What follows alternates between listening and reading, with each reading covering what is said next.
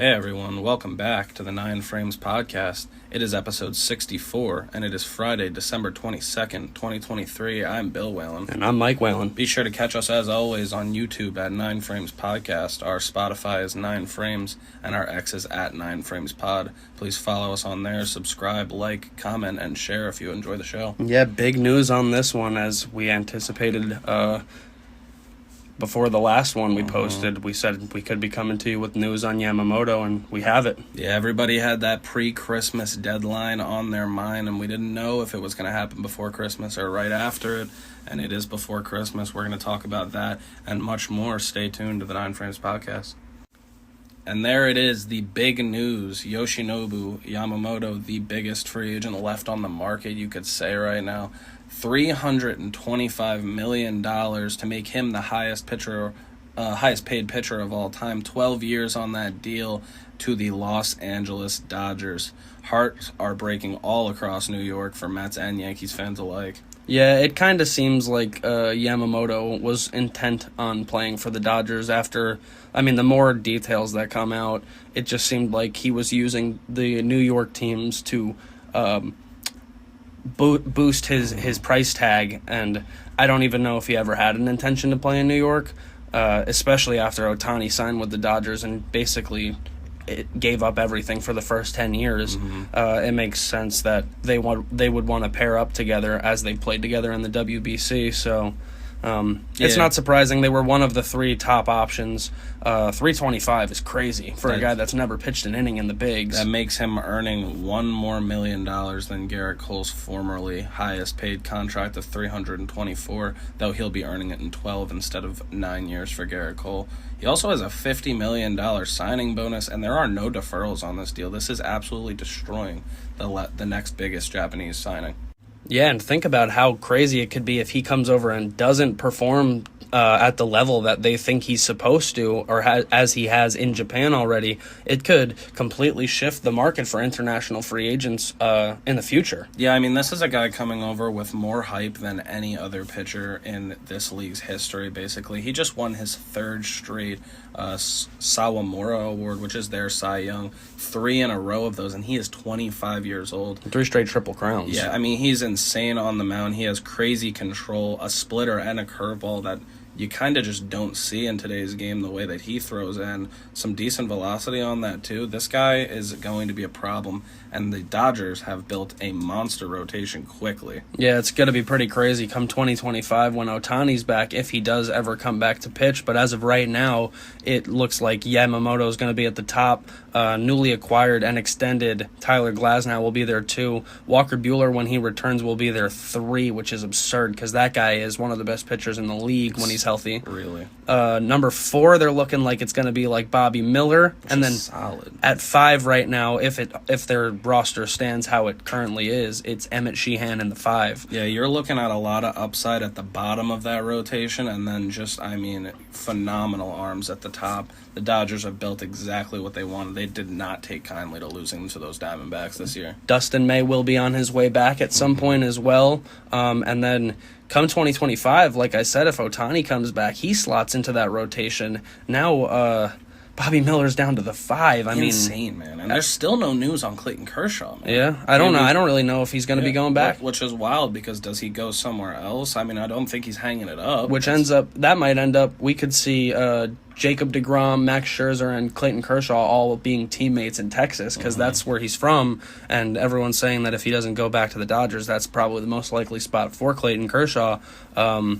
Yeah, it's going to be interesting to see how this changes the landscape of the league. Clayton Kershaw is a legendary Los Angeles Dodger, and they might have just prioritized Yamamoto over him. Right, and this Yamamoto deal has a couple of opt-out. It is unclear what year that is on yet, but you are saying what it's probably in intervals of 4 and 8, you think? Yeah, maybe the 10-year mark. I'm assuming it's going to be something like after the 4th year he can opt out, after the 8th year he can opt out, and then the end of the season or the end of the 12 years. Just it makes logical sense. It could be completely different. It could be the first 5 years, then 2 years after. Who knows how they structured it? based on their payroll, I mean, they're the ones who know how they're going to be paying people in 10 years best, not us. So yeah, 29 upset fan bases right now, 2 very upset fan bases, and teams in general in the Mets and the Yankees who now have to pivot to what still is a pretty robust pitching market. Yeah, both free agents and trade targets. I mean, we've heard from sources, I don't even know how much I believe it anymore, that Corbin Burns isn't available, but then I've also seen that he is available, so maybe those teams can pivot to Corbin Burns, Shane Bieber. There's options out there. National League Cy Young Blake Snell still available. Jordan Montgomery. Right, and then there's Dylan Cease, who can be traded for from the White Sox, clearly available, as everyone is there. And then they're still over in Japan, Shota Imanaga. I mean, he's going to be coming over too to some teams, so they could go that way as well. But it is a time where the Mets and the Yankees are feeling that need to pivot, and they really need to do so as we come into the new year. The Mets, in particular, matched this contract. It appears they offered it first, and the Dodgers matched it, and that was the end of the discussion. The Yankees were at $12 million, or 12 years, $300 10 million. years. They 10 only years, offered, yeah. Okay, so they were dropping 2 years and $25 million off. They were clearly out of the bidding then at that point, because this is the contract Yamamoto wanted. Yeah, I mean, the Yankees were offering more AAV, technically. It is true, yeah. They were going to give him $30 a year. And honestly, for 10 years, it makes sense, but I wonder why those 2 years were so. It's because he's in LA. Ohtani. Yeah, he's in LA with Ohtani. I mean, they built a super team over there. I mean, Freeman's still locked up for a few years. Mookie's locked up long term. They've got an insane core, like probably one of the best we've ever seen. Yeah, and for Yamamoto, this is a storybook setting. Yeah. Being able to play with what is an idol in Shohei Ohtani, the greatest and most marketable two-way player ever. On a team that's already a perennial winner. So you're assuming that you're going to continue to win as long as the two top free agents of the offseason perform as they're supposed to. Yeah, the Dodgers are building an absolute monster. Let us know what you think about that in the comments for sure. We will move it on over to another Japanese signing here. Yuki Matsui, the closer, has signed a multi-year contract with the Padres. It will be 4 years, $21 million. Last year, he had a 1.57 ERA over 59 games with 39 saves in that. During his career, he is a 2.40 ERA pitcher with 236 saves. Pretty nasty over there. He's a 5-time NPB All-Star, and he's the league's youngest player to ever reach 200 saves. Yeah, I mean, it's crazy, man. I don't know much about this guy, but it looks like they got a great deal for him, and I mean, it's always interesting to see how these guys translate to the big leagues from their international leagues overseas, whether it be Korea or Japan or wherever. It's always interesting to see how the talent translates, but a 1.57 in 59 innings that's like Felix Bautista numbers over there. 59 games, more innings than that. That's true, yeah. I mean, have a year. 240 in the career. I mean, the guy's basically untouchable over there, so we'll see how it translates here, and, I mean, could be an absolute steal of a bullpen arm for the San Diego Padres. And with all the foreign free agents this year, he's a name who really went under the radar. I guess the Padres had been interested in courting him for a while now, and they get their guy. I think this is a really good deal if he translates over well to the MLB game, because 4 years and $21 million for a solid closer, which seems like the role that he's going to get right off the bat with Josh Hader's exit.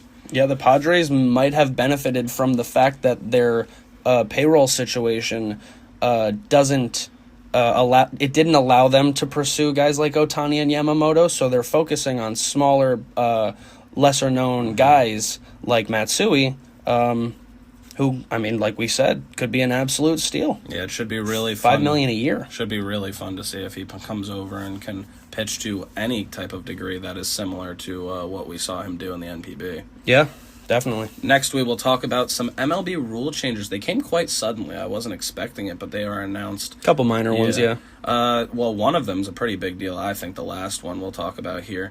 Pitch clock is the first one. This isn't a big deal. The pitch clock will be reduced from 20 to 18.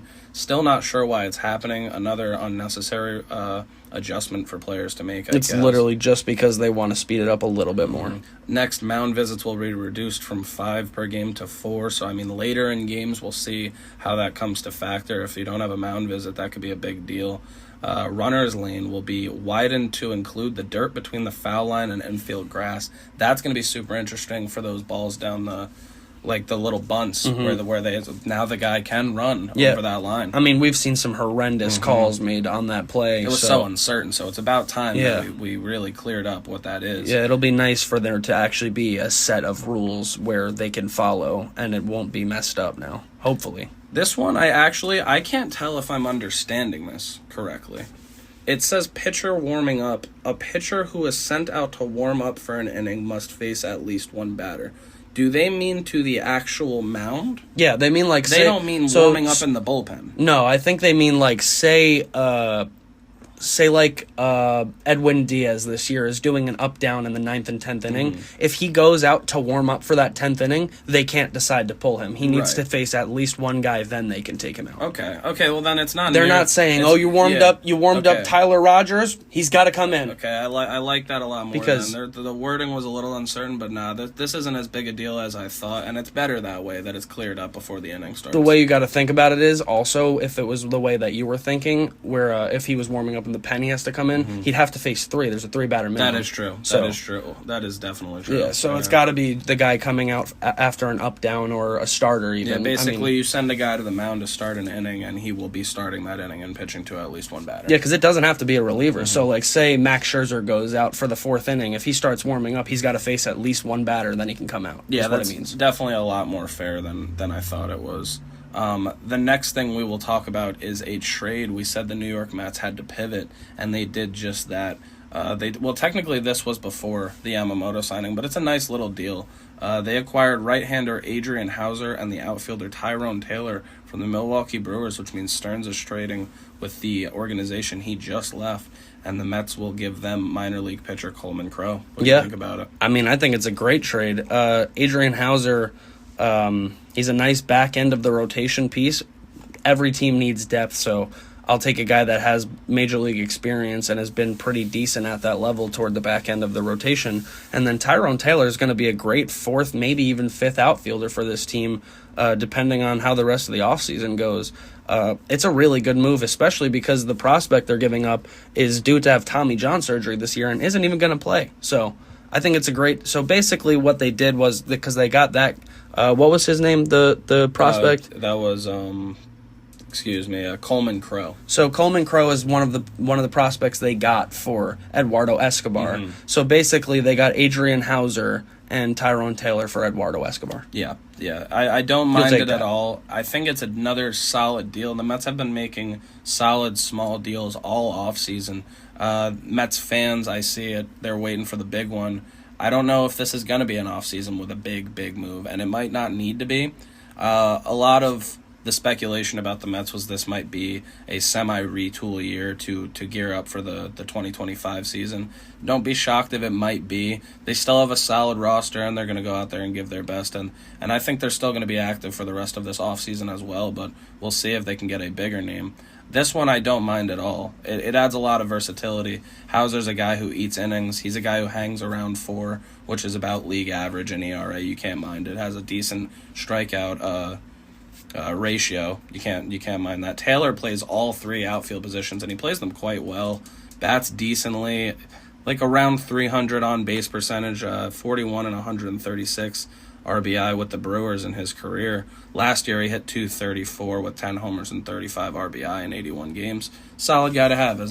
He was a positive WAR player, so I mean you'll take that anytime you can. He'll be coming off the bench if he's on the roster. I think it's a nice little deal. Yeah, and the interesting part, I saw Zach Scott tweet, former Mets general manager, that back in 2021, the David Stearns-led Brewers were reaching out to try to trade Hauser to the Mets for Jeff McNeil, who ended up winning a batting title. So obviously Stearns has value in these guys. I mean, especially Hauser, because he was trying to get McNeil for him. And then Tyrone Taylor's just a nice little addition because this team needs outfield help. Yeah, times were a little bit different then. Like Hauser might have been a little higher regarded at that time, and McNeil as well. So yeah.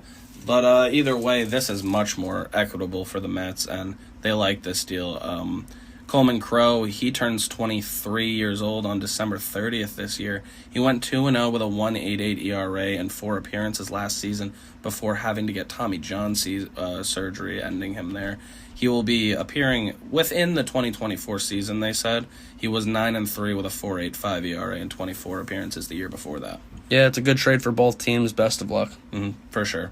And the last thing we will talk about is a reunion that, you gotta love it. Andrew McCutchen, the former MVP center fielder for the Pittsburgh Pirates, will be returning there on a 1-year, $5 million deal.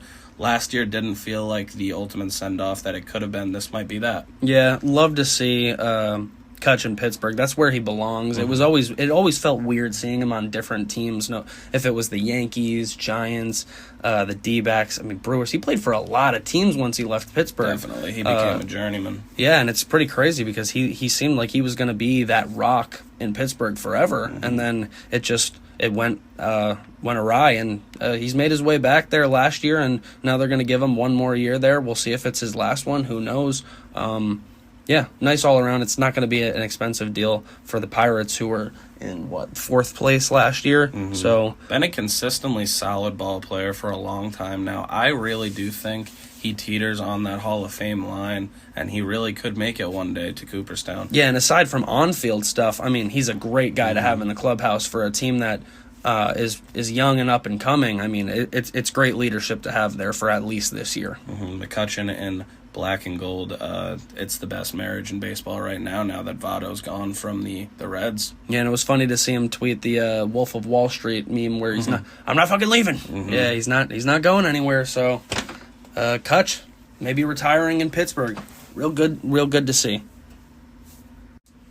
Thank you to everybody for watching and listening wherever you do. This was episode 64 of the 9 Frames Podcast, and it is Friday, December 22nd, 2023. I've been Bill Whalen. And I've been Mike Whalen. Catch us, as always, on YouTube at 9 Frames Podcast. Our Spotify is 9 Frames, and our X is at 9 Frames Pod. As I said in the beginning, please follow us, subscribe, like, comment, and share if you enjoyed the show. Yeah, we appreciate the constant support, as I always say. And, we'll just throw this in at the end.